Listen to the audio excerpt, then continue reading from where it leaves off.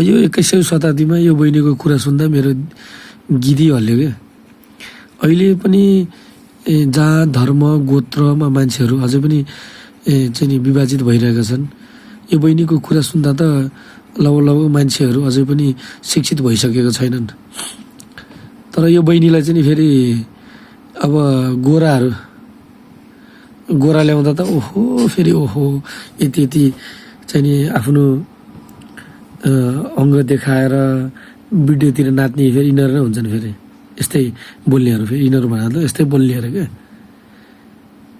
गोरा चाहिँ नि चल्ने अनि फेरि आफ्नै नेपालको आफ्नै दाजुभाइ एउटै कल्चर एउटै वेशभूषा त्योहरू चाहिँ नचल्ने फेरि के खालको दिमाग हो यो बहिनीको।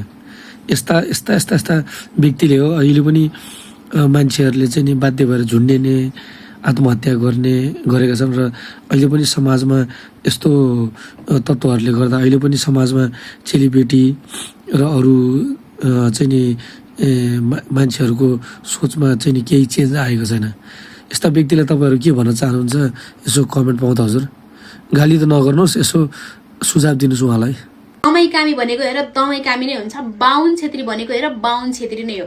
अब कहिले पनि गाईको जोडा राँगासँग मिल्दैन के। राँगाको लागि भैँसी छ त, दमाई कामीको लागि दमिनी कमिनीहरू छन् त। तिमीले यसरी माइतीलाई रुवाएर माइतीको कुललाई रुवाएर राखेछौ नि, माइतीको कुल देवताले तिमीलाई कहिले पनि खुसी हुन दिँदैन है।